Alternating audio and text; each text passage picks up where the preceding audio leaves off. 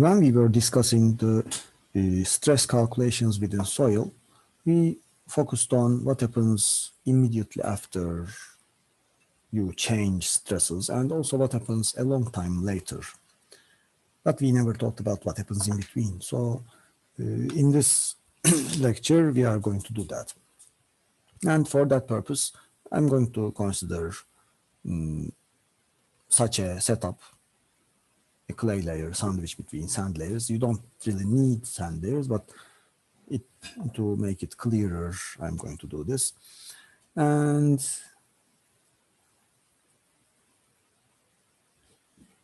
now let's consider what the stresses look like here. So you have total stresses like this.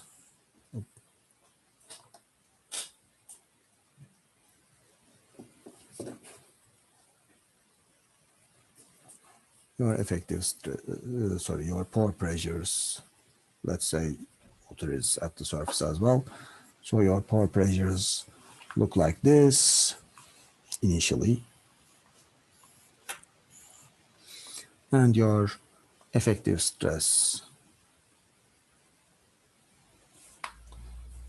let's say, looks like this.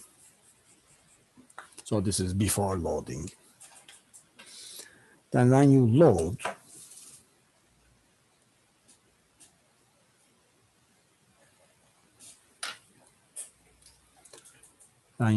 this area, what you are doing is essentially increasing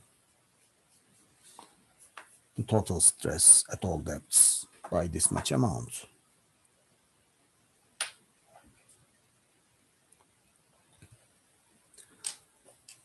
And I'm not going to explain this in detail because we already have done that in the previous lectures. So in the immediately after the loading, the sand is going to act drained and the clay is going to act undrained. And therefore, in the clay, the effective stress will be the same. Therefore, what you get is such a discontinuity here.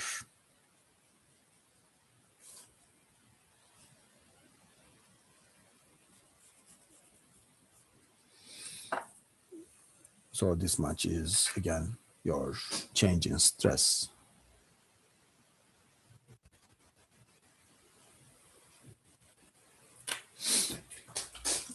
So that total stress increase is taken by the pore pressures in the clay layer.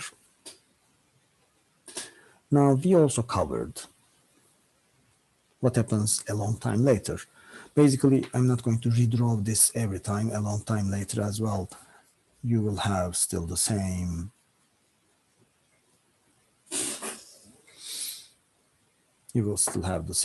plot there. And a long time later here, what we are going to have is this. And in effective stresses, this is what you get. So let's make a little legend down here. This is time is equal to 0. This is time is equal to a long time later. So the question now is, what happens in between? So now that we have learned about flow, let's try to think what happens here. If you look at the edges of the clay layer, the boundary of the clay layer, there is a sudden jump of pressure. So you go a few centimeters into the clay and there is suddenly a much bigger pressure there. That means also a much bigger total head. Therefore, from this high head, you will have flow going towards low head here as well. So you are going to have flow.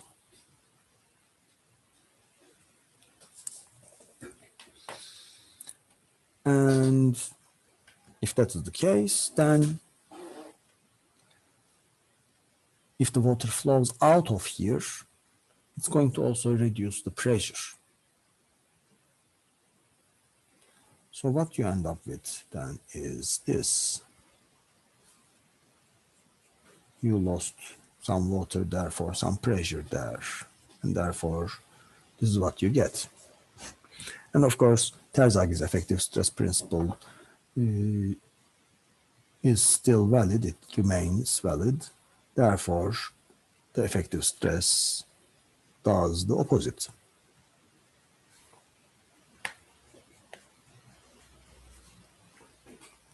So let's call this T1. Then what?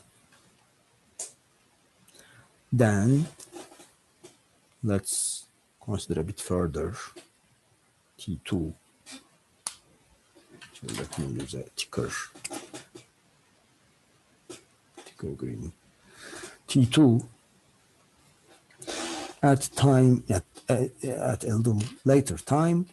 Let's consider what's happening at this orange moment. So if you consider again this part, well, yeah, it is no longer a discontinuity, but this is still a variation of pore pressure that's much faster than what's going on with the elevation.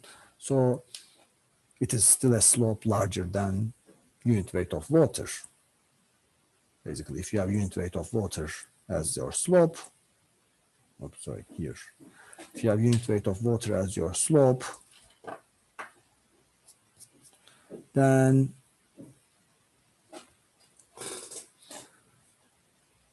elevation head and pressure head would cancel each other and you wouldn't have flow. It would be hydrostatic. But so this is not hydrostatic.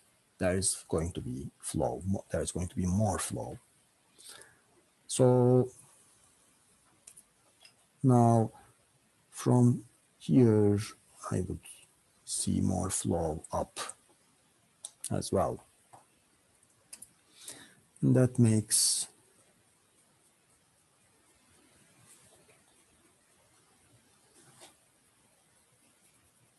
this pressure variation propagate into the clay layer all the way to the center.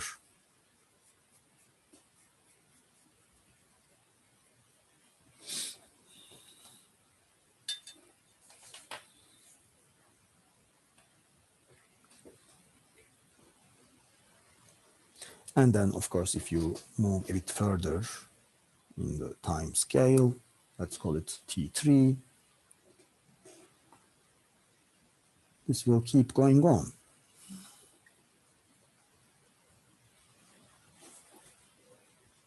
And always water pressure and effective stress will be mimicking each other, and their sum will be the same constant total stress, which has nothing to do with the amount of water in your soil. So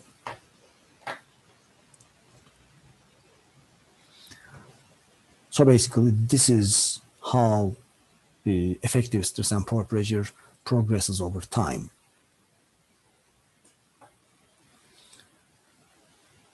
And let's also consider a bit more what's happening here.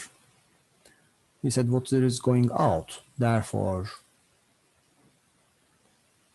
pore pressures are decreasing, therefore effective stress is increasing. So as you go forward in time,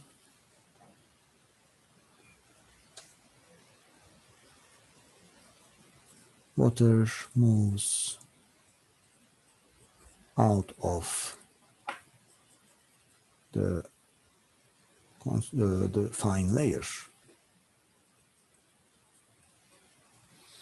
And that means two things. One, the pore pressure. Actually, let me add a terminology. Excess pore pressure.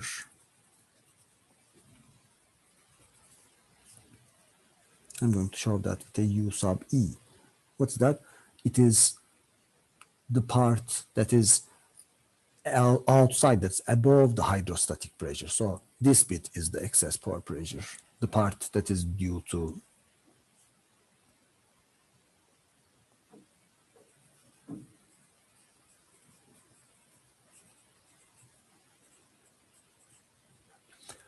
the part that is due to the application of total stress. So the excess pore pressure goes down. Therefore, the effective stress goes up over time.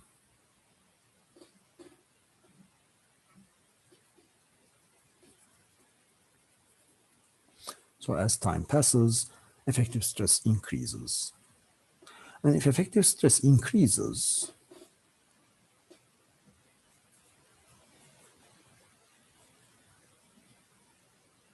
if you increase the effective stress in a soil, it's going to compress. With this one, for example, of course, this is the simplest one. We also have the logarithmic equations that we discussed in the previous lecture. But anyway, so this will happen. Therefore,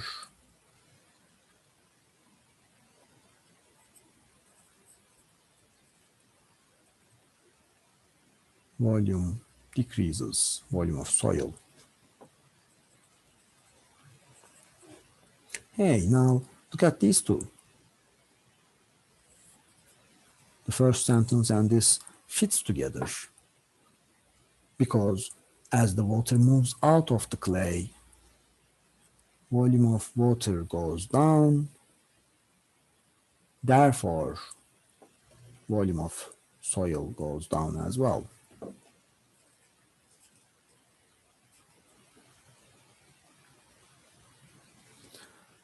And if volume of water is going down and we are not getting any air into the soil, we are still under the groundwater table, so void ratio is also going down. Now you can imagine what's happening here. Like if you have a sponge and if you put the sponge into a bucket under the water completely and you saturate it, then when you squeeze the sponge, its volume is going to decrease. And while you are doing that, water will be coming out of the sponge. So it is exactly the same thing. But of course, sponge is very permeable, so it happens instantaneously. Here, we have a very less permeable fine layer where permeability allows flow to be very slow. Therefore, this process takes very long time. Okay, so it is a process that couples mechanical behavior and hydraulic behavior. So how are we going to deal with this in calculations? Thankfully, Terzaghi already has done that for us. So not only the effective stress principle, but also Terzaghi delivers us the theory of consolidation as well.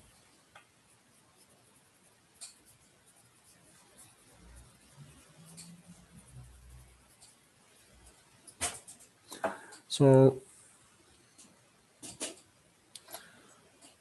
I'm not going to do the derivation because it's just going to be too complicated. What I'm going to do instead is just write where he starts from and what he gets in the end. He takes, because it's a flow problem, he takes Darcy's equation. So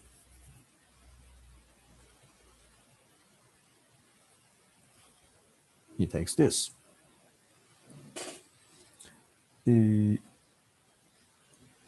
actually, if you remember the correct sign convention, in the correct sign convention, I said this looks like that. And he takes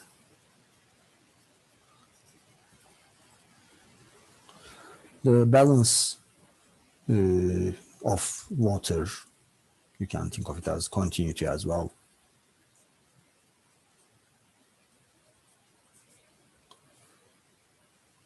And that gives you, again, this is something related to flow. I'm not going to dwell on this a lot. the amount of flow, the rate of change of amount of flow that you have is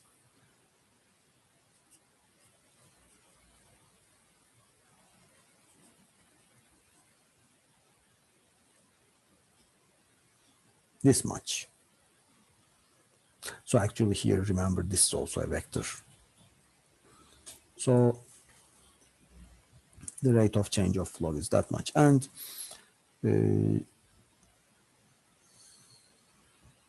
so it is equal to divergence of this vector. And lastly, he adds compressibility to the mix, which says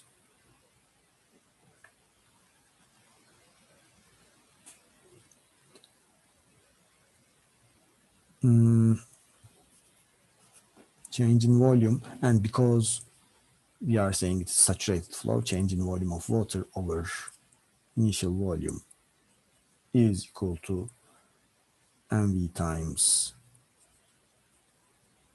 change in stress. So if you join all of these together, you can derive the following. You can derive, and if you convert everything into excess pore pressures, because that's what's going to govern things here, the time dependence of the excess pore pressure is some material properties times second derivative of what's going on in space. And here I'm going to put an L as in dH over dL, but that's because we are in one dimensions, and most of the time, as you see from our example figure, your space dimension is just Z. So this is like Z.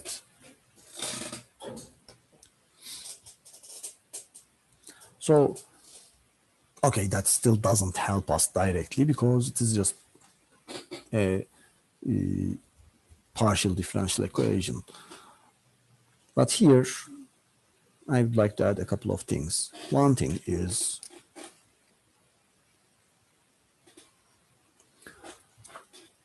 in this equation, in this solution, all the material properties tie up nicely together. So Terzaghi declared or gave a new name for this, and that is coefficient of consolidation.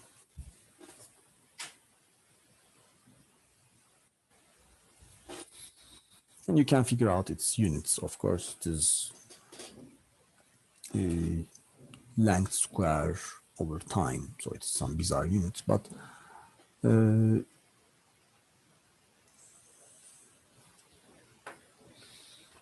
anyway, so this helps us summarize our units, but you may or may not want to use it. Of course, when you look at this, it includes K, it includes MV, and K changes with porosity, MV changes with stress. So coefficient of consolidation isn't exactly constant. It also changes with stress as well.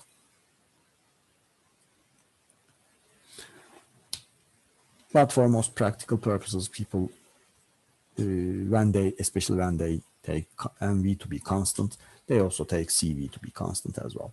Anyway, so this is our equation. What are we going to do with this? Basically, we cannot solve this by hand. But for this purpose, in mathematics, there are numerical methods, and people have solved this numerically. But of course, we don't want to do a numerical solution every time we face a problem either. So people have generated generalized solutions for this. What do we mean by that? By that, we mean here I have two axes that are going to be specific to the problems and one parameter that is specific to the soil. So yeah, we can handle this soil bit easily, but each problem can have different time scale. Each problem can have different length scales, or your layer thickness can be different. What if we normalize everything by the times and lengths you have in your problem and generate a single solution that can be applied to everything? What do I mean by that? I mean exactly this. Now we replaced L with Z. Now you replace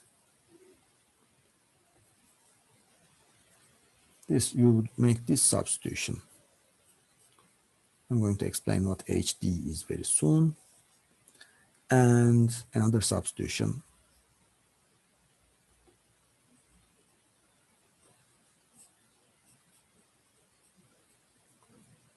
Now,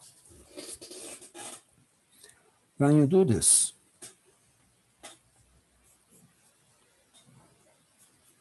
that equation boils down to this.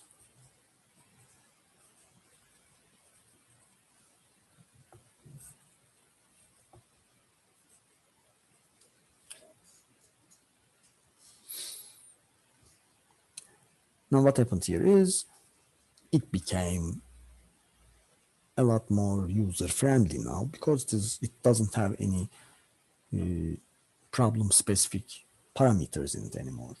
What it has is a single equation. So if I solve the single, or if some scholar solve the single equation numerically and then, for example, gives the solution as a graph or some table, then everybody can use that for their own solutions. So the solution to this is going to be a function of both t and z. This is, let's call this normalized depth, and this is called the time factor. And if you work the units here, you are going to notice that both of them are dimensionless.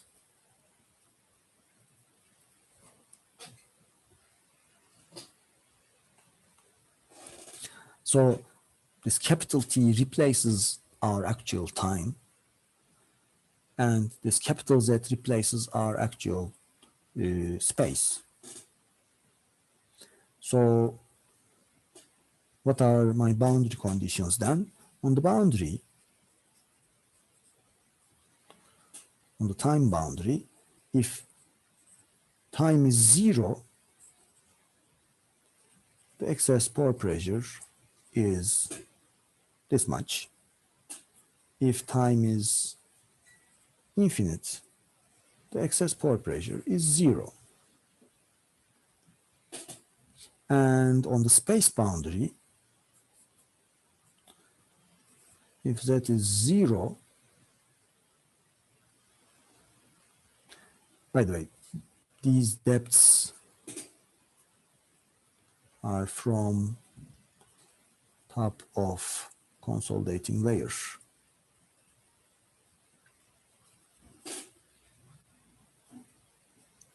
Okay, sorry, I'm ending up writing a bit small here, but thankfully it's still visible in the video. So if that is 0 or if that is 2, that is how the solution is set, then the excess pore pressure is 0. So now let me show you what HD is. HD is half of the layer height. So that's why starting from the top, here is capital Z 0, capital Z is 1, capital Z is 2.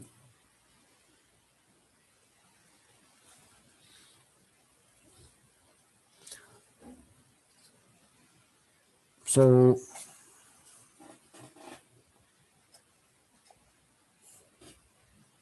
let me quickly show that.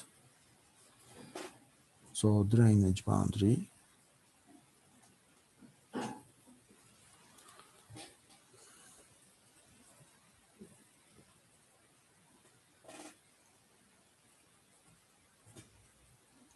So that HD is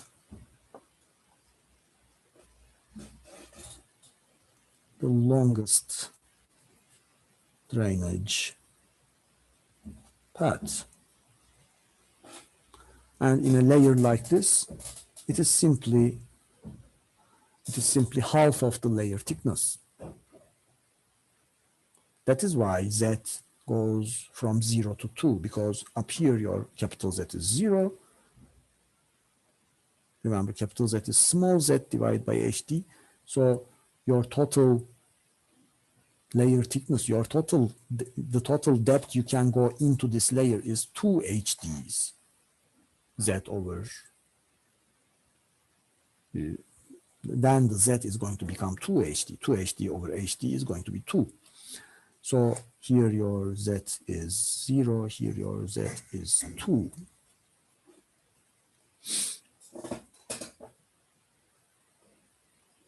So at the middle Z is 1.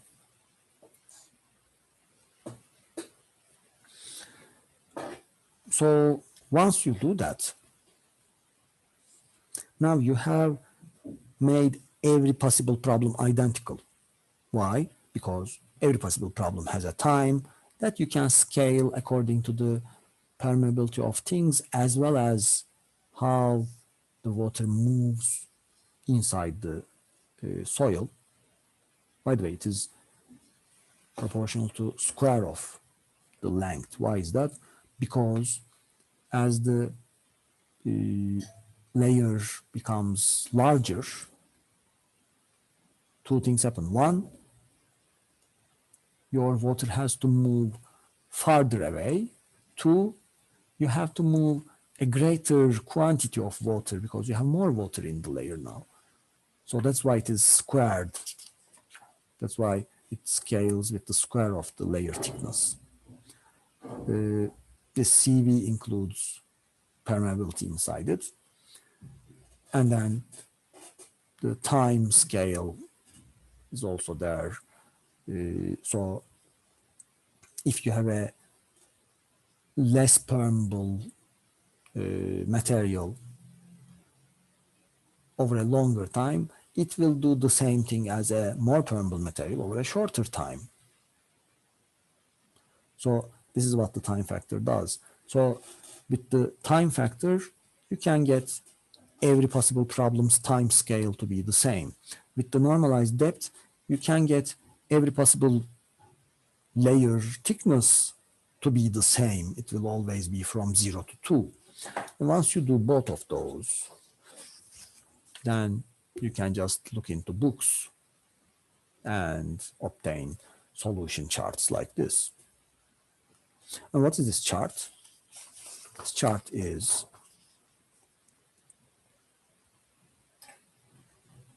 now you must be seeing the answer already.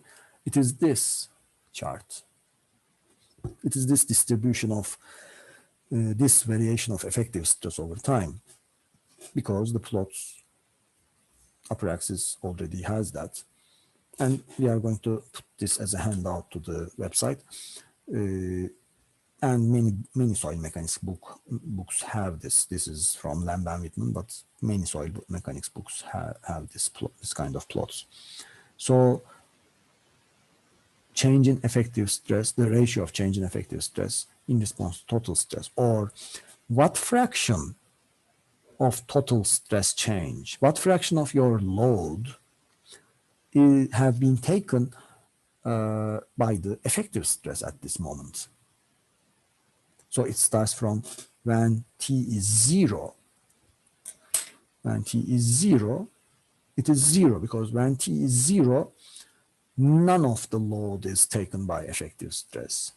As time progresses, just like I drew here, first the edges, first the pore pressure, first the water in the edges go away, first the edges start to compress, and first you load the effective stress, you load the grain structure in the edges of the layer.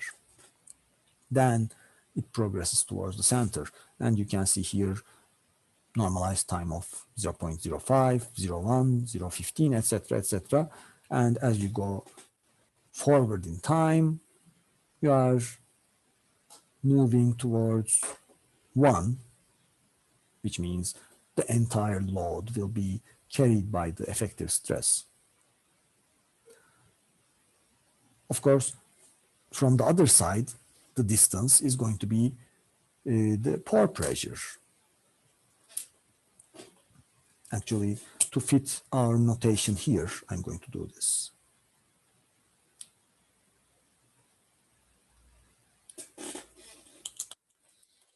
Fit our notation.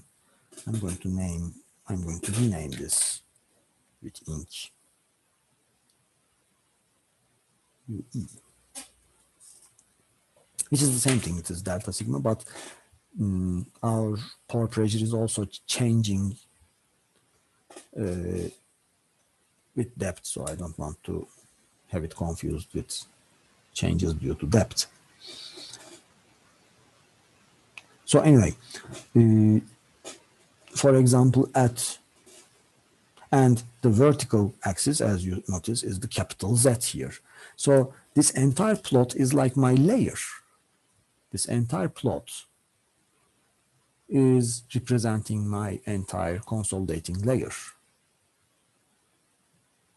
And this is representing my load, this delta sigma. So, but everything is normalized. So you have to scale this plot in both ways to get these. And that also means for any point, now using these points, at any given time, I can determine the effective stress and also the excess pore pressure at any given point. So if I want to see what's happening at a quarter of the depth at this time, okay, I have this much effective stress. So I have this much effective stress, I have this much pore pressure. So like that. Wait, here we have a nice little new definition, new parameter. Let's also do that. Let's also write that one. The consolidation ratio.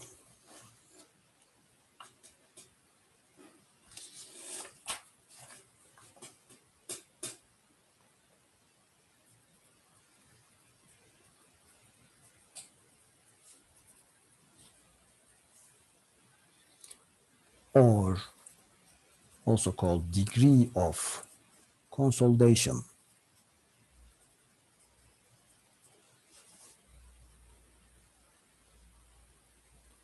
shown with a capital U, is what fraction of your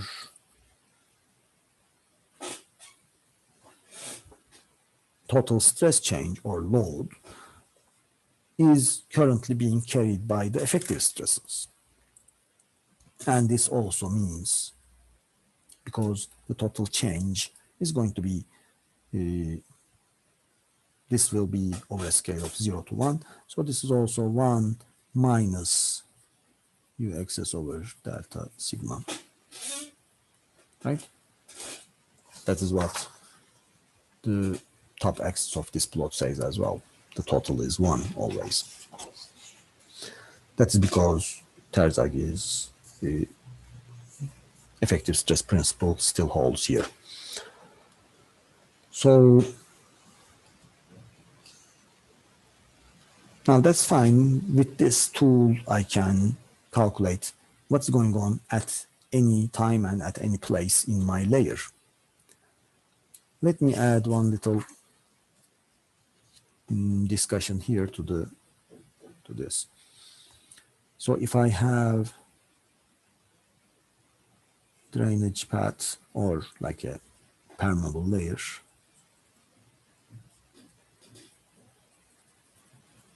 here, and then I have an impermeable layer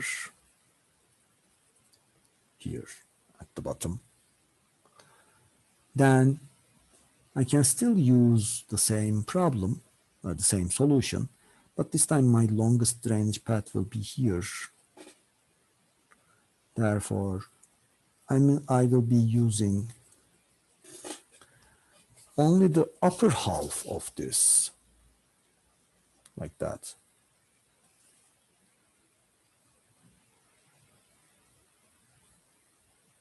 So I will be using only this much because now only the upper bits will be dissipating out of only the water in the upper bits will be moving out of the layer. The lower bit, the lower layers, the lower levels don't let their water anywhere because there's nowhere to go. It's impermeable at the bottom. So you end up with this picture instead. So instead of the entire this entire chart being your layer, now half of the chart, the upper half of the chart is your layer. So now it looks like this.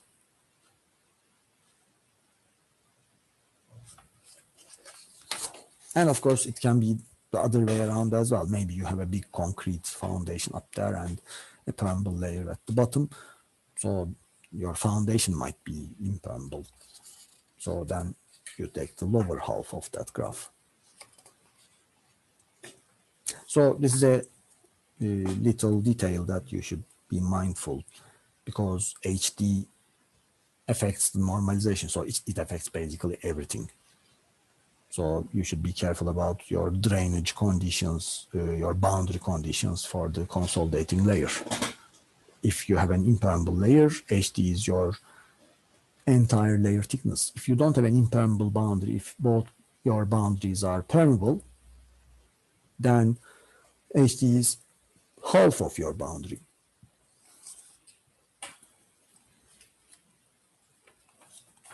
So, okay, this is very useful, but wait, we can do even more than this. We can get more out of this. Now, remember our layer, we said flow is happening. And as flow happens, we said volume decreases. But wait a minute, if volume decreases, volume of this clay layer decreases, what will happen? The clay layer is going to compress. You will have settlement. This soil will settle. So this surface will go down. And I know how much the volume decreases, or how much the volume is going to decrease a long time later. But what if I want to figure out how much it settles at any given moment? So the settlement, I'm going to call it delta H, change in height of the layer, is going to also be a function of time here. Well, of course, it's also a function of many other things, but so I can calculate my total consolidation settlement, my total settlement, let's call it T is equal to infinite, as my strain is mv times change in stress. Remember that a long time later, once you went to fully drained mode, all the total stress will be taken by effective stress. So this works because normally, remember, strain is mv change in effective stress.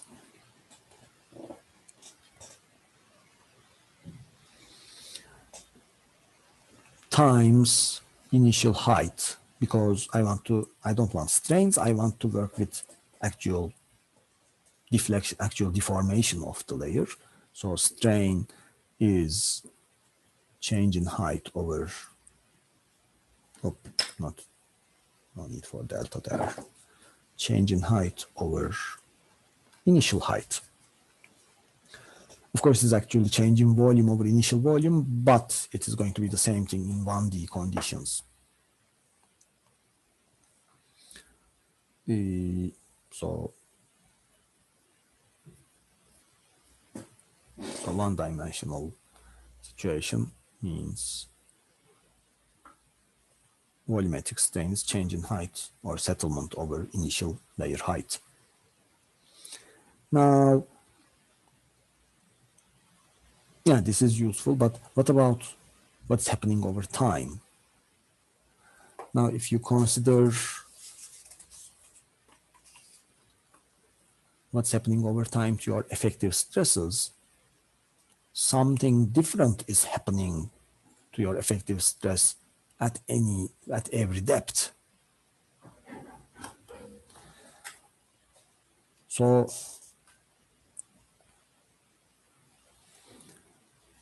if this is the case, if your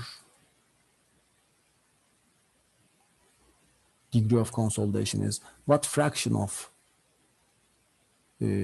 total stress change is now being carried by the effective stress, that also would mean what fraction of the total strain that is going to happen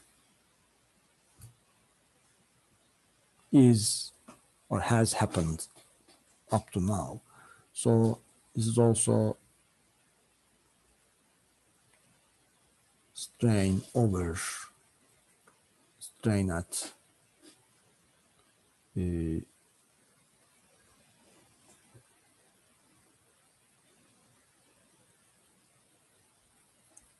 let's again show it like this. So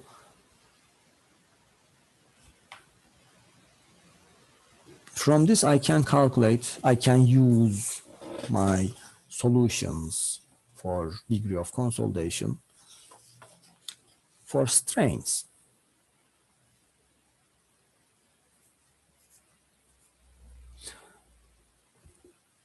But now the strain is variable because my capital U is, remember, capital U is both dependent on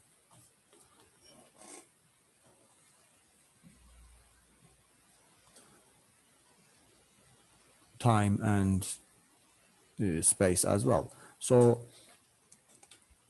my strain is now also dependent on time and space.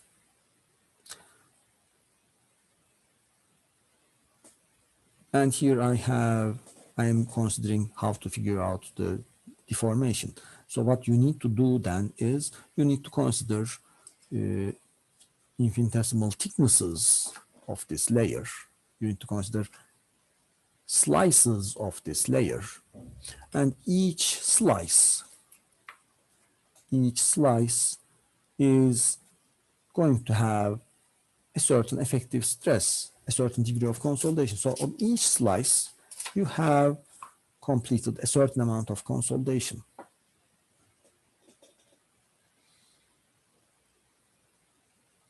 And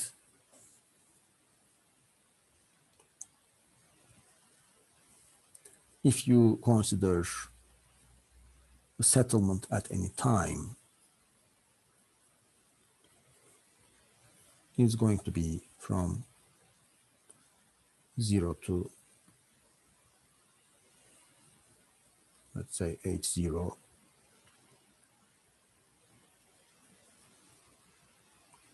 strain dz.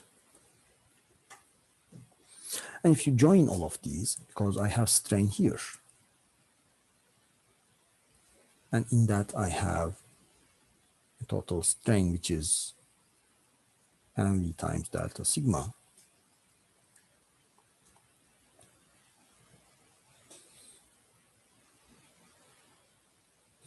So I can rewrite this basically in terms of an integration of this u.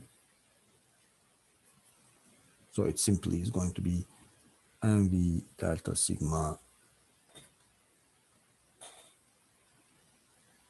times, let's see, 0 to h0 u dz.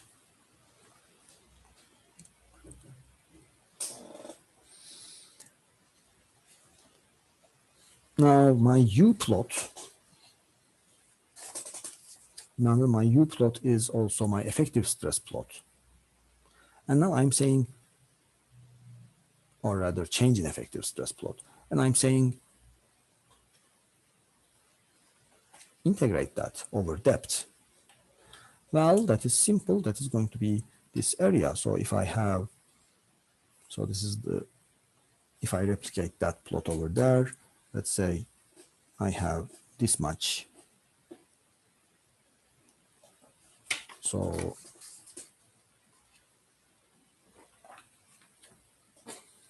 here is your time 0. Here is your time infinite, and here is your on time. It would be this area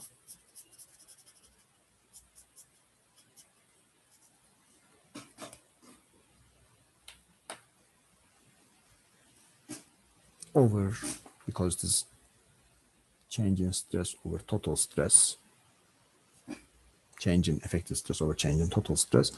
So this will also be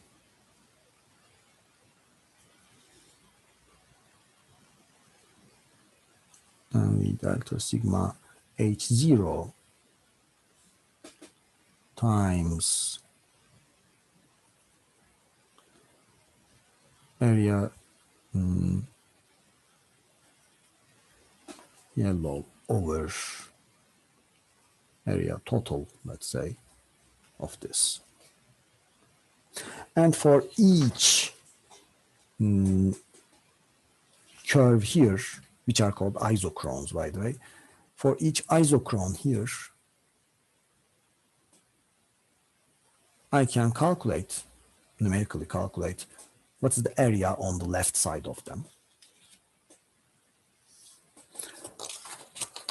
So here,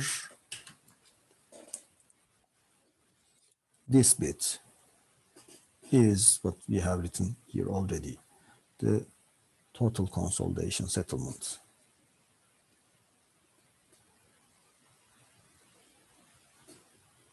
Or t is infinity.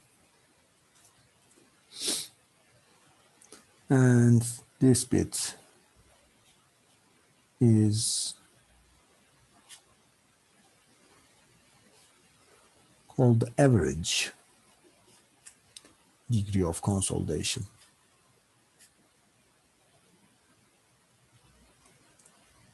Because if you were to get an average for this curve, that would be it. That would be, okay, let's divide this area by such proportion, but with a line, that would be it. So, of course, in the normalized form,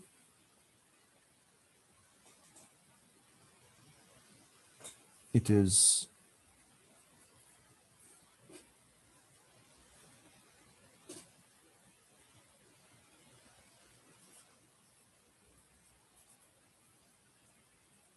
simply this.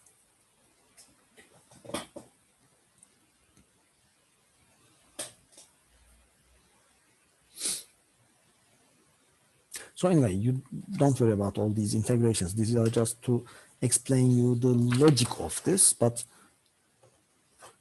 I promise you, you are never going to need to take an integral here because all of them are given to you here. And now I'm going to scroll up in this, down on this. And you have the average degree of consolidation versus time. So for every isochrone, for every time factor, for every time, I can calculate a different average degree of consolidation, and it's already been done here, and this is it. And there are also approximate solutions to it. You can see here. And it basically goes up to 60% consolidation here. Basically, TV 0.28 is 60% consolidation. So before the 60% consolidation mark, whatever is going on is like this, a square root of time plot. And after that, it is a logarithmic variation. But anyway, bottom line is, for any given time, you know how to find the average degree of consolidation. So let me wrap this up. For any given problem, what you have to start with is you have to first convert your T and CV2 and HD to capital T. You first calculate your solution time, your time factor. And then if you go through the upper graph in that handout, so if you go through this isochrones,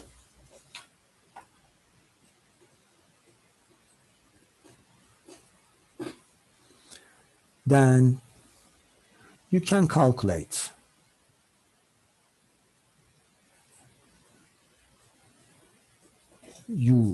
the degree of consolidation, therefore change in effective stress, therefore excess pore pressure, therefore effective stress, therefore pore pressure, and also therefore strain.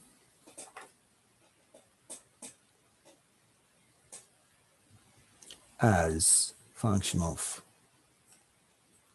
time and space. So at any given depth, what is the pore pressure? You can calculate from this. What is the strain, or how much is the effective stress? You can calculate all of them using the upper graph. Using the lower graph, what you get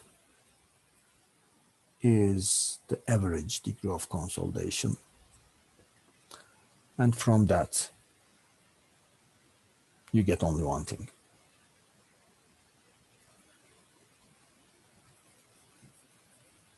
Settlement.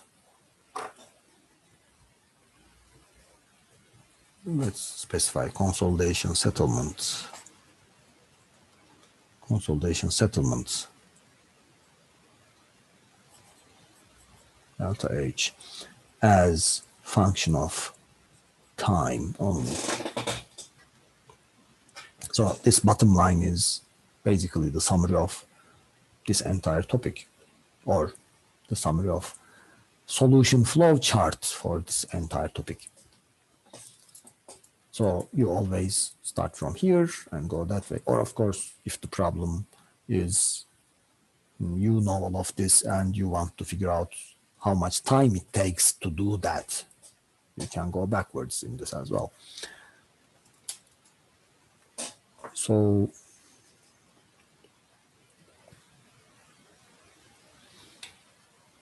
now this is all very nice, but I have to add a few details here. For example,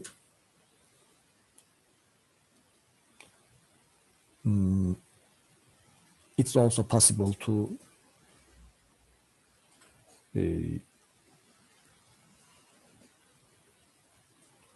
figure this out with a more advanced model like the logarithmic model, so keep that in mind as well.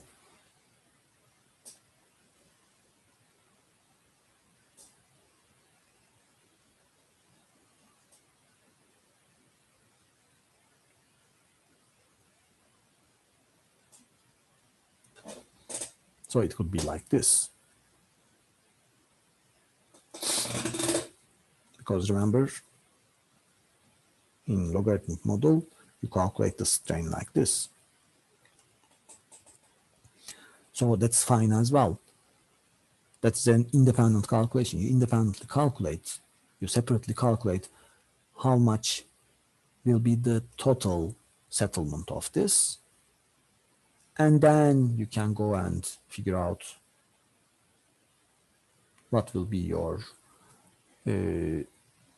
settlement 3 months later.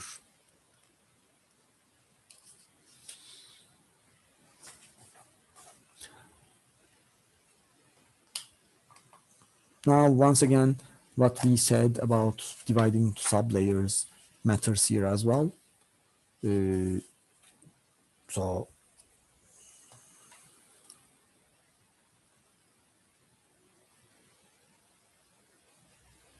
I'm going to write that here as well. Because remember, both MV or also the logarithmic model will generate non-uniform strains over depth. So you can calculate it accordingly and then calculate what's going on within your soil, because of course it will be a more simplified solution, but that is how you can most simply calculate the settlements. Now there is one more little detail here.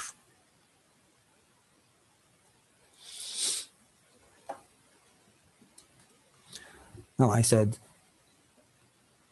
you can calculate how much it settles or what is the pore pressure, etc. 3 months after the load is applied. Yeah, you can do that. But the problem is we are looking at wide area loads here because it is about one-dimensional solutions. So, and to apply a significant load, you are looking at a lot of material. So that will take time in itself as well. So what we have looked at so far. So let me put it like this.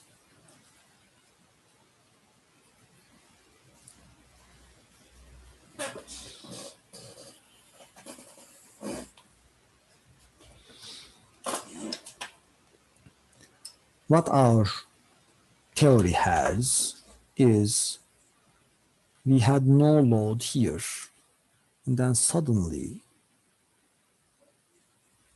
we had all this load. And then forever we have that load. So this is what the theory does.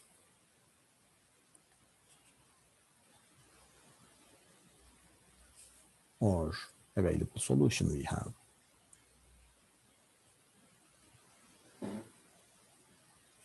In that handout.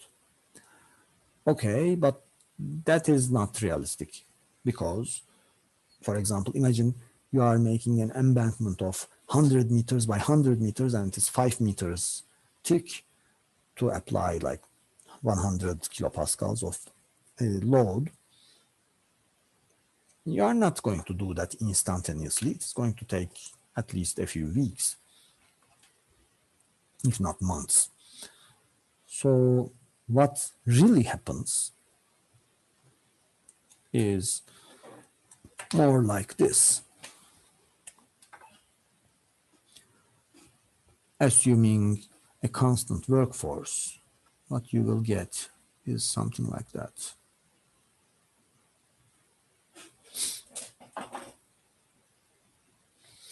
So over a time,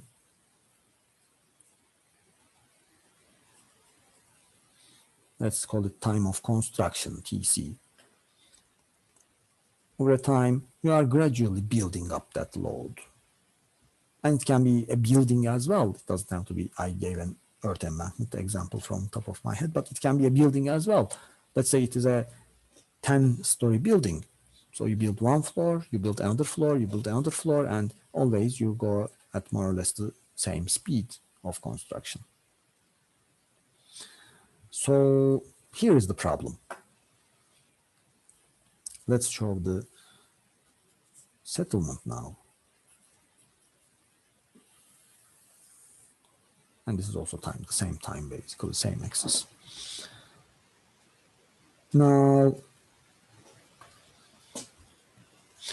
what will be the variation of settlement over time looking like in the available solution? Well, it will directly be this, because this time factor, my capital T, is directly proportional with actual time, and my average degree of consolidation,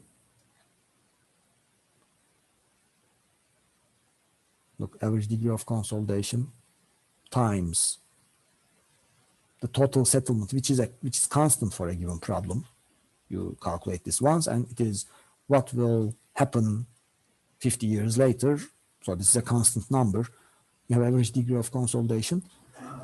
So their multiplication, let me rewrite here again.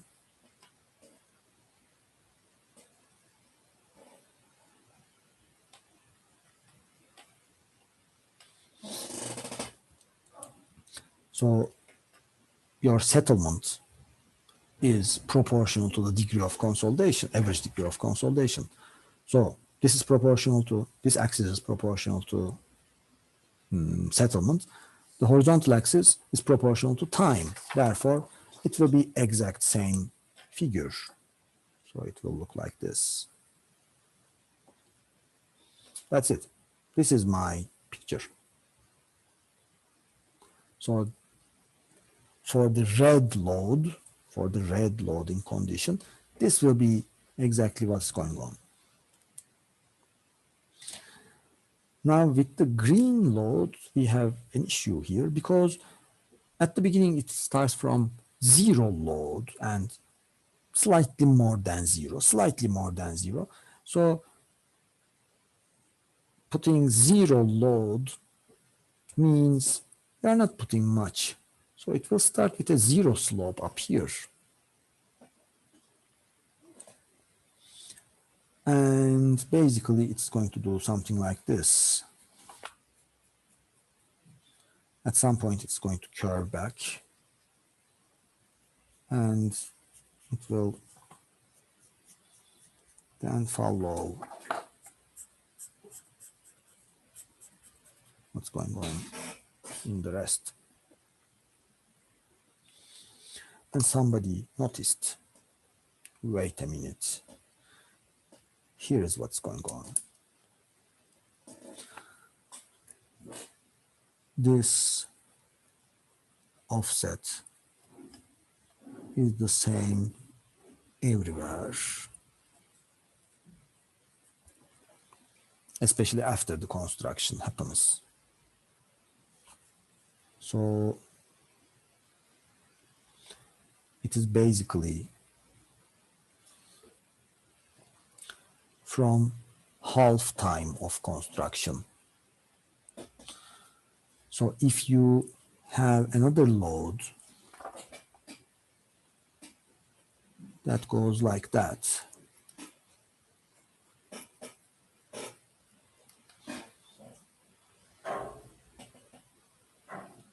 a hypothetical load, representative load, that is halfway through the time of construction and instantaneous, then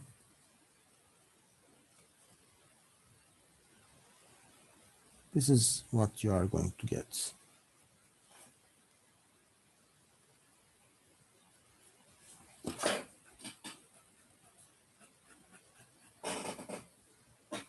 So, okay, not the first one, actually, I do that one, my mistake.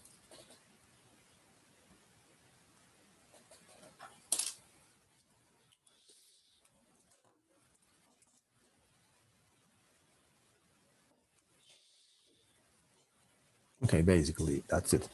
So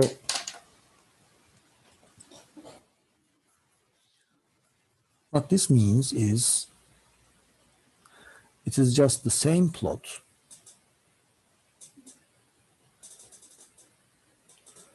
offset by the same amount, and that amount is, so I didn't end up drawing this to scale, but that same amount is also TC over 2 everywhere. Of course, because it's getting flatter as you go farther away, the difference stops to be significant. But this means, this says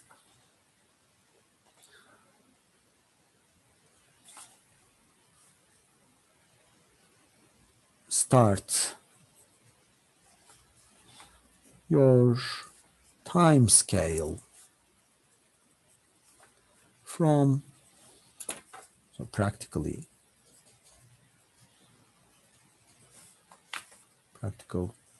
approximation. Start your time scale from the mid time of construction.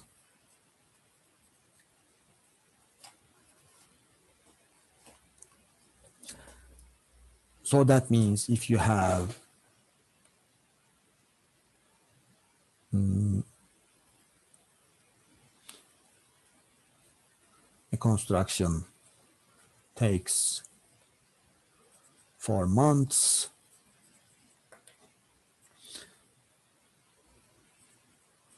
what happens 3 months after the end of construction?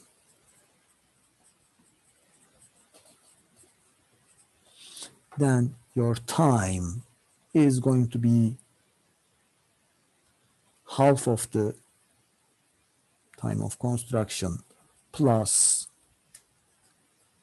the rest. So the 3 months after the end of construction in your solutions time scale is going to be the fifth month, because so this is 4 months, half of it is 2 months. I start from the 2 month mark and go 3 months beyond this end. So 2 plus 3 is 5.